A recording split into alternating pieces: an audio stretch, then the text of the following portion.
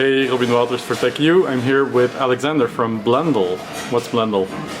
Blendle is a micropayments platform for journalism. So basically we have all the newspapers and the magazines in Holland right now, basically selling all of their content on a per article basis. Per article? Yes. And what's the charge? The newspapers and the magazines, they decide on the pricing. So most of the time for newspaper articles it's between 10 and 30 cents, euro cents, and for a magazine between 20 and 40. But if people didn't like the article they read, they can ask for their money back. Really? Yeah. Does it happen often? We see about, we do it at the end of the article. So you can say, you know, I didn't like the article, I'd like my money back. Wow. Yeah, you need to give a reason though. You gotta tell why you didn't like the article. Right. So maybe it was, I don't know, too short or the quality wasn't well enough or something like that. We see just 3 to 5% of people, of articles being refunded. So it's actually very small. It's very low, yeah. Yeah, very low. And we think, basically, because we're doing micropayments, and micropayments to some extent are annoying, right? It's choosing that you want to spend a small amount and then you have to confirm. It's annoying to some extent.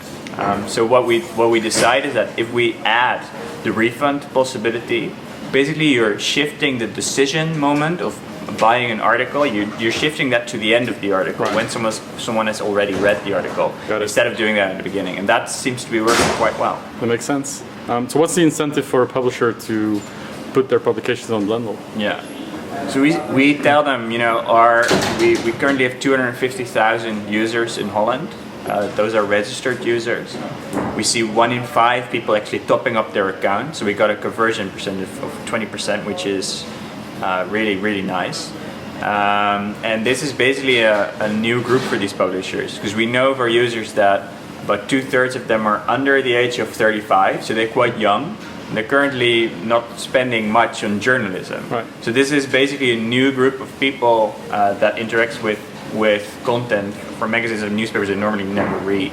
So basically we say, you know, this is a new group, they get to know your content, and it's an extra revenue stream, basically. Right. Well, I can see why that's an incentive for publishers, but to get all these 250,000 users that you mentioned, it's kind of a chicken and egg problem, because you have to have the publications to get users. So how did that work in the beginning?